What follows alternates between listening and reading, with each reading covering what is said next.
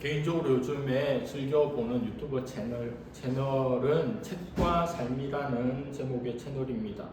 아나운서로 은퇴한 김재원 씨가 운영을 합니다. 최근에 한 달 전에 유시민 작가가 나와서 인터뷰를 하였습니다. 신작 유럽 도시 기행이 나왔기 때문에 모시고 여러 가지 이야기를 나누었습니다. 사회자가 질문합니다. 여행이 위로가 될까요? 그의 질문에 유시민 작가는 이렇게 대답합니다. 우리 모두가 죽잖아요. 언젠가는. 왠지 끝난다는 것은 서운하고 슬프고 허무하고 이런 느낌이었는데 지중해에서 그렇게 붉게 물들이는 것을 보면서 야, 저렇게 멋있게 끝나네. 끝을 어떻게 해야 되지? 감정이 생각을 촉발하는 거예요. 인생의 시간들은 젊을 때 시간이 더 가치 있다거나 늙을 때의 시간은 값이 없다거나가 아니에요. 세상을 떠날 때까지 가치 있는 것이에요. 이렇게 내용이 나오는데 이게 가장 핵심인지라 영상을 보면 제일 처음에 이 장면이 소개됩니다. 유시민 작가는 여행을 통해서 위로를 받고 삶의 가치를 깨닫고 느끼게 된다는 이야기를 담담하게 전해줍니다. 지난주에 저는 어떻게 살아낼 것인가 라는 제목으로 말씀을 전하였는데 이번 주에는 어떻게 죽어갈 것인가 라는 제목으로 설교하고자 합니다. 9절 말씀에 병자와 구원받다라는 두 단어가 연관되어서 설명됩니다. 그가 일어난 일을 구원받은 것으로 표현한 겁니다. 구원의 첫 번째 의미는 육신적인 치유이고 두 번째 의미는 영적인 구원입니다. 40년 된 안전뱅이는 육신뿐만 아니라 영혼도 구원을 받았습니다. 사도행전 4장 12절에 다른 이로서는 구원을 받을 수 없나니 천하 사람 중에 구원을 받을 만한 다른 이름을 우리에게 주신 일이 없음이라 하였더라. 영육 간의 진정한 치유와 구원은 오직 예수 그리스도 안에만 있습니다. 예수 그리스도 외에 그 어떤 누구에게도 구원 없습니다. 산헤드린 공의회에서 유대 지도자들은 당당하게 답변하는 사도들의 모습을 보고 할 말을 잃은 듯합니다. 두 가지 이유가 크게 작용하는데 13절에 보니 또 전에 예수와 함께 있던 줄도 알고 라고 나와 있습니다. 무식하던 시골 어부들이 이렇게 유창하게 말하고 놀라운 일을 행하는 것을 보니 그들과 함께 있었던 스승이 어떤 존재인지를 떠올리게 됩니다. 예수님은 사기꾼이나 정신병자나 귀신 들린 자가 아니라 하나님의 아들이라는 반증이죠. 사도들의 언행을 통해서 예수님의 부활이 거짓이라고 하는 그들의 판단은 힘을 잃게 됩니다. 하지만 그들이 예수님과 함께 있었다는 것은 거꾸로 보면 두 사도들에게는 위협 요소입니다. 예전에 예수와 함께 있었다는 그 하나만으로도 그들의 생사 여탈권은 종교 지도자들에게 넘어갑니다. 예수님이 신성모독을 일삼았고 로마에 대항해서 반역을 도모한 수계이기에 처단하였기에 예수님의 추종자들을 없애는 것은 일도 아닙니다. 그들을 벌하고 죽이는 것은 아무것도 아닙니다. 머리를 제거했는데 그의 수족은 영양가가 없죠. 하지만 그럴 수 없는 결정적인 이유, 그들을 당황시킨 할 말을 잃게 만든 두 번째 결정적인 이유가 있는데 병난 사람이 그들과 함께 서 있는 것을 보았기 때문입니다. 병난이 누굽니까? 당연히 40년 된 안전뱅이, 치유받은 그 안전뱅이 거린을 말합니다. 오늘 베드로와 요한은 피고로 이 자리에 섰지만 거린은 피고가 아닙니다. 산헤드린 법정에 의해서 소환된 증인이나 참고인도 아닙니다. 그냥 방청권 받아서, 배부받아서 방청객 자격으로 그 법정에 출두하여서 두 사도 곁에 있습니다. 누군가의 곁에 있다는 것은 그와 뜻을 같이 한다. 한결이라고 하는 의미입니다. 특별하고 중요합니다. 만약에 두 사도가 자신을 고친 두 사도가 그들이 전한 예수 그리스도의 부활로 인하여 해를 당한다면 자신 또한 기꺼이 함께 하겠다는 자발적인 행위의 반론입니다. 그렇게 옆에 서 있습니다. 한국 영화 악인전에 보면 이런 내용이 나옵니다. 묻지마 살인을 행하는 사이코패스 같은 한 남자가 나옵니다. 어둡고 외진 곳에서 차를 운행하고 가다가 일부러 교통사고를 뒤에서 추돌하여서 냅니다. 그러면 앞사람이 내리겠죠. 차를 살필 때 가서 그냥 묻지도 않고 따지지도 않고 칼로 찔러서 죽이는 연쇄 살인마입니다. 어느 날 비가 추적추적 내리는 날, 그날도 똑같은 마음으로 범죄를 저지르려고 앞차를 추돌했습니다. 그리고 이 일을 행하려고 하니까 앞차에서 누가 나오냐 하면 조폭 두목이 나오는데 마동석이 나오는 거. 마동석 이쯤 되면 스킵, 패스, 오늘은 그만 이렇게 해야 되는데 브레이크가 없어요. 그냥 마동석이지만 누가 됐건 찌릅니다. 그런데 상대가 누굽니까? 조폭 두목이죠. 칼을 맞았지만 덩치도 있고 힘도 있고 싸움도 잘하니까 몸싸움을 하다가 이 살인마가 그냥 도망가 버립니다. 그리고 칼에 맞아서 병상에 있는 마동석은 그를 잡기 위해서 혈안이 되어 있습니다. 요즘 유행하는 넷플릭스 드라마 참교육의 김무열이 형사로 나오는데 마동석과 이 범인 잡기 경쟁을 벌입니다. 나중에는 인력과 정보를 공유하면서 우리 꼭 반드시 그 나쁜 놈을 잡자. 그런데 먼저 잡는 사람이 임자다. 이런 규칙을 정하고 범인을 잡으려고 합니다. 드디어 범인이 잡혔습니다.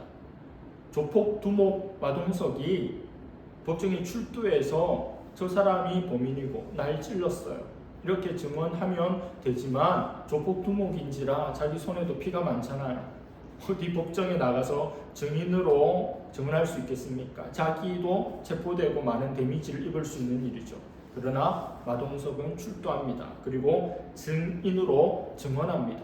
그 사람에게 맞은 자신의 모습을 보여주고 자신이 저항하면서 그 사람에게 입혔던 상처를 찾아보라고 합니다. 빼박 증거죠. 빼박 증인입니다. 그렇게 정의를 구현합니다. 더 악한 죄인을 조금 덜 악한 자가 이렇게 처단하는 내용입니다. 안전뱅이와는 다른 결이지만 비슷한 내용이 아닙니까?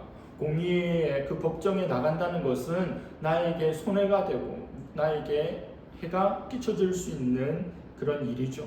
그러나 거리는 나아갑니다. 그것은 그 거린이 안전뱅이 상태로부터 단지 육체적인 치유를 받은 것뿐만 아니라 예수 그리스도로 인해서 영적으로 구원받았음을 보여주는, 그 안에 예수 그리스도의 생명이 있음을 나타내주는 증거입니다. 육신의 치유만 받았다면 이 한 몸 잘 먹고 잘 사는 쪽으로 나아갈 텐데 영혼이 구원을 받은 존재인지라 진리의 문제, 예수 그리스도의 부활에 관련된 일이기 때문에 손해를 보더라도 어려움이 있더라도 꾸역꾸역 그 현장으로 가게 된 겁니다. 여러분, 산다는 것은 쉬운 일입니다. 가만히 있어도 24시간이 지나가면 하루를 산 셈입니다. 국방부의 시계는 거꾸로 매달아도 흐른다고 하지 않습니까? 여러분, 늙는 것도 어렵지 않습니다. 지난주에 비해서 여러분들 일주일치 늙었어요. 제 눈엔 다 보입니다. 세월이 흐르면 저절로 늙게 돼요. 어렵지 않아요.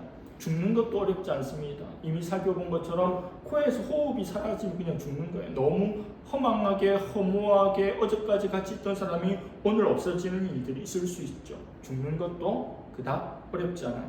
그러나 바르게 사는 것, 바르게 늙는 것, 바르게 죽는 것은 어렵습니다. 결코 쉽지 않아요. 애쓰고 힘쓰고 끊임없이 자신을 살피고 다듬어야 바르게 사는 것, 늙는 것, 죽는 것이 가능해집니다.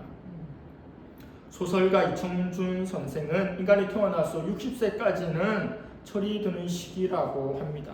60이 넘으면 이제 철이 없어지는 시기라고 하죠. 계속 철이 들다가 60에 환갑이 딱 되면 그때부터 벌어놨던 철을 까먹으면서 다시 아기가 되어가고 자기밖에 모르는 아기가 되었을 때 이 땅을 떠나게 되는 거죠. 철이 드는 시기 60년, 그리고 그것이 없어지는 나머지 시간들.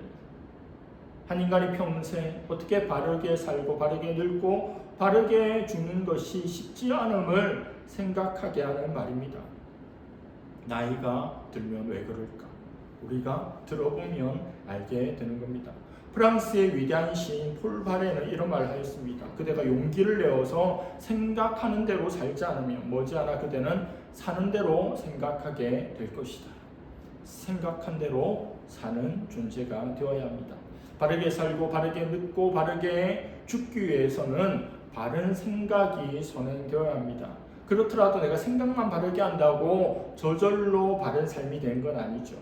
바른 생각이 바른 행동으로 구현되려면 용기가 반드시 수반되어야 합니다.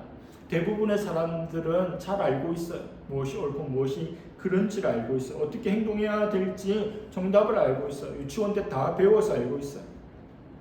그러나 용기를 외면하는 탓에 바르게 살고 바르게 늙고 바르게 죽기가 어려운 일이 되고 말았습니다. 오늘 말씀 22절에 의하면 안진뱅이의 나이는 40여 세라고 말씀합니다. 40여 세는 40세 이상을 말하죠. 40세 이상. 저도 40여 세입니다. 2000년 전 로마 제국 당시의 사람의 평균 수명이 40세 미만이었던 것을 감안한다면 그는 이미 평균 수명을 넘긴 사람이에요. 어린 시절에 죽는 사람들이 많기 때문에 50, 60, 70을 살아도 평균 내보면 한 40 정도라는 건데, 이 사람은 한평생 앉아서 거린으로 그런 전생일을 보냈어요. 한평생 40년 앉아 있었으니 일어날 것에 대한 기대 가능성은 제로에 수렴합니다. 없어요. 그런 기대는 없습니다. 그런데 그가 일어났어요. 꿈에서, 생각 속에서만 가능했던 일이 일어났습니다. 그가 10대라면 살아갈 날이 9만이 갔겠지만 평균 수명을 넘었어요. 40여 세입니다.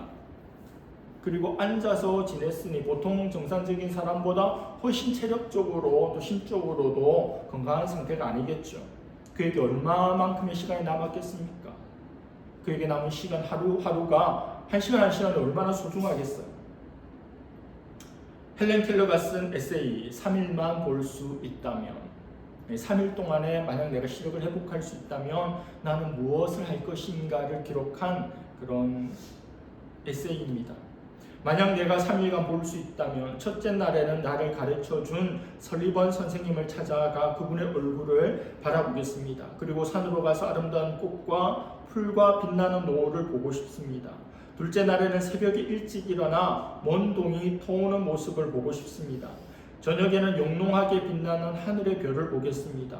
셋째 날에는 아침 일찍 큰 길로 나가 부지런히 출근하는 사람들의 활기찬 표정을 보고 싶습니다. 점심때는 아름다운 영화를 보고, 저녁에는 화려한 네온 사인과 쇼윈도의 상품들 구경하고 집에 돌아오겠습니다. 그리고 4일간 눈을 뜨게 해주신 하나님께 감사의 기도를 드리고 영원히 암흑의 세계로 돌아가겠습니다. 몇 번을 읽을 때마다 가슴이 먹먹해지고 눈물이 핑 도는 내용입니다. 특별한 게 없잖아요. 최고급 호텔에 가서 대단한 것을 먹고 스포츠카를 타고 흥청망청 살겠다, 그런 게 아니죠. 그냥 우리가 이번 주에도 다 할 수 있는 일상이죠. 일상의 소중함을 생각해 보게 만드는 글입니다. 치유받은 거리는 하나님을 찬양하고 하나님 앞에 영광을 돌립니다. 그리고 두 사도가 체포되고 산에 들이내 해부된 것을 알기에 법정에 자진 출두합니다. 베드로와 요한이 와서 도와줘, 우리의 증인이 되어줘, 너 우리 때문에 나왔으니 이제 힘 좀 써줘, 그런 요구한 게 아니에요. 용기 때문에, 브레이브 하트 때문에 왔습니다. 40세 되기 전까지 안진뱅이로 살다가 어제 일어났어. 어제 자신을 치유해 주신 예수 그리스도를 위해서라면, 자신에게 구원을 전해준 두 사도를 위해서라면 오늘 하루를 더 살지 않아도 괜찮다, 그 마음으로 오지 않았겠습니까? 여러분, 남의 일이라고 쉽게 생각하면 안 됩니다. 이게 쉬운 일이 아니에요. 이제부터 그의 삶이 시작됐는데 마치 아무 일도 없었던 것처럼 영원히 흑암 속으로 들어갈 수 있음도 각오하고 법정에 자진해서 온 겁니다. 치유받은 그가 자신에게 남은 얼마 남지 않은 날들을 자기 자신만을 위해서 오롯이 산다 할지라도 누가 그에게 돌을 던질 수 있겠습니까? 그러나 그는 증인의 자리에 서게 되므로 어떻게 죽어갈 것인지에 대한 답을 보여주고 있습니다. 그래서 2000년이 지난 지금도 그는 말씀 속에, 설교 속에, 강의 속에, 책 속에서 살아서 꿈틀거립니다. 그냥 보통의 평범한 사람처럼 이제부터 새로운 삶이 하고 싶은 거 다 하면서 엔조이 하면서 내게 주어진 날들을 살아야지 했다면 어떤 누구도 그를 기억하지 못했을 수도 있습니다. 그렇게 살았던 그는 이게 바로 사는 거라고, 이것이 바르게 죽는 거라고, 나에게 영원한 생명이 있기 때문이라고 생각하지 않았겠습니까? 이덕주 교수가 쓴 한국교회 처음 이야기에 나오는 감동적인 이야기를 하나 소개하고자 합니다. 1900년도, 지금으로부터 100여 년이 지난 강화도 교회에 과부인 김씨 할머니가 살고 있었어요. 자식 없이 혼자 되었지만 남편이 물려준 재산이 적지 않았기에 그 연세에도 여종 복성이를 두고 부리면서 살았습니다. 김씨 할머니가 80세가 넘어서 예수님을 믿고 교회를 가고 또 성경을 읽고 싶어서 한글을 배워서 집에 성경을 읽게 되었는데 어느 날 마태복음 18장 18절을 읽다가 그냥 멈춰 서서 더 이상 나아갈 수 없게 된 거예요. 마태복음 18장 18절. 진실로 너희에게 이르노니 무엇이든지 땅에서 매면 하늘에서도 매일 것이요 무엇이든지 땅에서 풀면 하늘에서도 풀리리라. 김씨 할머니는 이 구절을 하나님께서 자신에게 주시는 말씀으로 명령으로 받아들였어요. 하나님이 자신을 하나님 형상으로 만들어주신, 창조해주신 복소미를 내가 종으로 부리는 것은 땅에서 그를 묶는 일이라고, 해서는 안 된 일이라고 이해한 겁니다. 성경이 오역됐죠. 그런 말은 아니지만 그래도 선한 뜻으로 했어요. 큐티의 장점이자 단점입니다. 제 눈에 물댈 수가 있어요. 김씨 할머니는 그 다음 주일에 예배를 드리고 전도사님과 성도들 자기 집에 다 초대했습니다. 그리고 복서미를 안방에다 불러드린 후에 자중을 둘러보며 이렇게 이야기합니다. 오후 예배 설교와 같은 은혜가 펼쳐져요. 성경 말씀 보니 우리 주인은 하늘에 계시고 우리는 다 같은 형제라. 어찌 내가 하나님 앞에서 사람의 주인 노릇을 할 수 있겠소? 내가 복서미를 내 종으로 부린 것은 매지 말아야 할 것을 땅에서 매는 것인즉 그제서야 어찌 내가 하늘의 복을, 하늘에서 푸는 하나님의 복을 받을 수 있겠소? 그리고 노비 문서를 딱 꺼내고는 바로 불태워 버렸습니다. 그리고 복서미에게 선포합니다. 복서마, 이제 너는 예수 그리스도 안에서 자유인이다. 더 이상 내 종이 아니다. 내 집에서 나가도 된다. 이렇게 이야기해 줍니다. 복서미는 바로 실직녀가 됐어요. 이제 집도 없고 절도 없는 여인이 됐어요. 너무도 놀란 복서미는 우리 할머니를 붙잡고 매달리며 울면서 제발 이 집에서 나가게 하지 말아 달라고 매달렸습니다. 이해할 만하죠. 집에 나가면 어떻게 해? 개고생이죠, 개고생. 김씨 할머니는 전도사님의 조언을 받아들이고 이 복서미를 자신의 양녀로, 양자로 받습니다. 늙음하게 뜻하지 않게 얻은 딸로 인해서 김씨 할머니 예전보다도 더욱더 복서미를 사랑했어요. 한순간 종에서 자유인이 된 복서미는 신분이 바뀐 그녀는 김씨 할머니가 세상을 떠날 때까지 자기 친정 어머니 이상으로 그분을 지성으로 모셨고 그녀 역시 그리스도인이 되었고 그 이야기는 그 마을에서 많은 사람들에게 널리 알려졌습니다. 사람의 주인이 되어서 사람을 종으로 부리는 기존 사고방식을 던져버리고 하나님 앞에서 다 같은 지체라는 생각을 삶으로 실천하는 것은 용기가 필요한 일입니다. 미국에서 아프리카에서 잡아온 사람을, 흑인들을 종으로 짐승처럼 부리는 것들도 그게 무슨 문제야? 당연하다고 생각하며 수백 년을 지냈지만 말씀의 본질을 깨닫고 하나님 마음을 헤아린 이들을 통해서 노예가 해방되고 평등한 사회가 되지 않았습니까? 김씨 할머니는 용기를 내어서 생각한 대로 살았습니다. 용기의 원천은 예수 그리스도죠. 그 연세에 어떤 종도 부려야 되는 연세인데 자신의 불편함을 감수합니다. 그리고 이 사회 공동체 안에서는 나만 혼자 사는 게 아니잖아요. 다른 사람들하고 같이 사는데 나 혼자 이런 일을 한다면 이 못이 튀어나오면 정을 맞잖아요. 물론 살 만큼 살아서 그에 대한 생각이 없을 수도 있지만 그럼에도 불구하고 사회 통념과 그 지역의 환경을 다 부수고 어떻게 죽어갈 것인지에 대한 답을 보여주었습니다. 정치, 종교, 사법의 기능을 전담하는 최고 법정인 사내드린 공의회의 회원 수는 71명이에요. 그들은 명실공히 유대 최고 종교 지도자들이고 전문가입니다. 그들에 비해서 그들 앞에 피고로 불려나온 베드로와 요한, 그리고 치유받은 안전뱅이였던 거린, 그 세 명은 수적으로도 사회적으로도 학력과 경력적으로도 초락이 짝이 없는 존재들이에요. 그들이 싸운다면 계란으로 발치기죠. 싸움 자체가 성립이 안 돼요. 71명의 회원들은 모든 것을 가졌지만 생명의 근원인 예수 그리스도가 결여된 자입니다. 치명적이죠. 사도와 그 일위는 아무것도 가진 게 없지만 가장 중요한 예수 그리스도의 생명을 소유한 자입니다.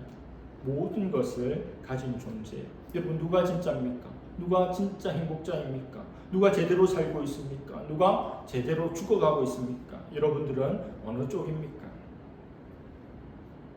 유대 지도자들은 한 가지 결론을 내야 해요. 두 사도를 함부로 구금하고 범인으로 몰아서 법정에 소환해서 피고로 다룬 것에 정중히 사과해야 합니다. 그랬다면 그들은 좋은 종교 지도자, 훌륭한 종교 지도자로 추앙받았을 겁니다. 하지만 그들이 내린 결정은 지금처럼과 같이 엉뚱하고 잘못된 결정입니다. 17, 18입니다.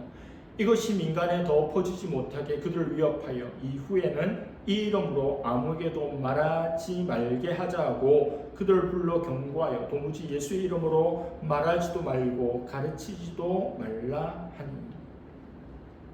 당당한 베드로와 요한, 그리고 고침받은 거린을 보고 최고의 학력과 경력을 가진 그들이 머리를 맞대고 끙끙댄 후 내린 결론은 풀어주는데 이제 예수님의 이름으로 말하거나 전하지 말라 입니다. 네, 물러가지 않죠. 19, 20절입니다. 베드로와 요한이 대답하여 이르되 하나님 앞에서 너희의 말을 듣는 것이 하나님의 말씀을 듣는 것보다 옳은가 판단하라. 우리는 보고 들은 것을 말하지 아니할 수 없다 하니. 유대 최고 지도자들 사내들인 공의의 말과 그들의 판단은 하나같이 잘못되어 있고 문제가 있으나 그에 대한 베드로 요한의 답변은 구구절절 정답이고 훌륭한 말이고 놀라운 답변입니다. 베드로와 요한은 유대 최고 지도자들을 향해서 너희들의 그릇된 위협에 우리가 굴복하는 것과 하나님의 말씀을 듣는 것 중에 어느 것이 옳은지 판단하라고 대답합니다. 그 정도 되면 이제 진짜 움찔하면서 그래 미안해 그래 자유롭게 해 판단을 거둬들여야 함에도 불구하고 21절은 그렇지 않음을 우리에게 알려줍니다. 관리들이 백성들 때문에 그들을 어떻게 처벌할지 방법을 찾지 못하고 다시 위협하여 놓아주었으니 이는 모든 사람이 그 된 일을 보고 하나님께 영광을 돌림이라. 그렇게까지 한마디도 지지 않고 아무것도 아닌 것들이 사내들인 공의회 회원들 앞에서 한마디도 지지 않고 따박따박 말대다 하는 거 보면서 밟아서 어기고 싶은데 백성들 때문에, 수많은 사람들 때문에 어떻게 할지 모르다가 한 번 더 위협하면서 와주었어요. 받아들이지 않죠. 판단을 수정하지 않습니다. 그러나 모든 사람이 그 된 일을 보고 하나님께 영광을 돌립니다. 또 수많은 사람들이 베드로와 요한이 전한 예수님의 도를 따르는 일들이 계속해서 일어났겠죠. 여러분, 누구의 말을 들어야 합니까? 세상의 말입니까? 하나님의 말씀입니까? 이 갈림길에서의 선택이 우리의 삶을 좌우합니다.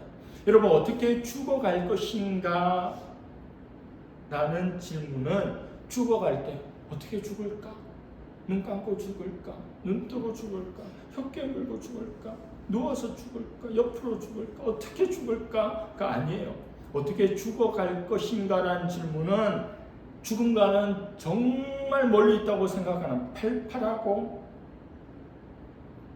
생기가 넘치고 활동력이 대단한, 바로 지금 바로 이 순간에 던져야 할 질문이고 해야 할 답입니다.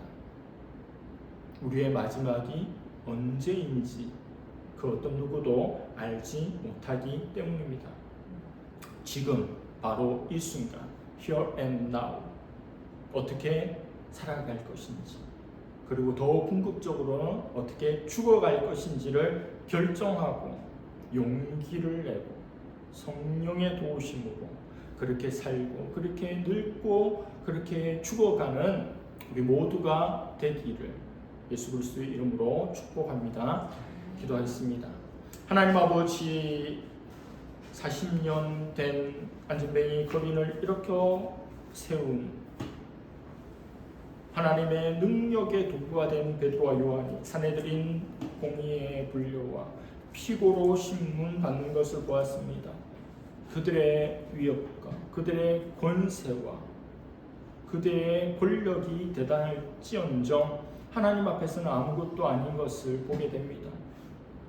그들의 말을 들을 것이 아니라 하나님의 말씀을 듣는 것이 옳은 것임을 말하고 있는 베드로와 요한, 그리고 자신의 육신이 치유받았지만 궁극적으로 영원히 구원받은 거린이 그들과 함께 하겠다고 그 옆에 서 있는 것으로, 그 모습으로 웅변하고 부활하신 예수 그리스도의 증인으로 서 있으며 영원한 하나님 나라에 대한 소망으로 나아가는 그의 모습도 보았습니다. 하나님, 날마다 어떻게 살아갈 것인지, 어떻게 살아낼 것인지, 어떻게 죽어갈 것인지를 생각하며 용기를 내고 성령의 도우심 가운데 하나님 이끄신 대로 나아가는 우리 모두가 되게 하여 주시옵소서. 감사드리며 예수님의 이름으로 기도드립니다.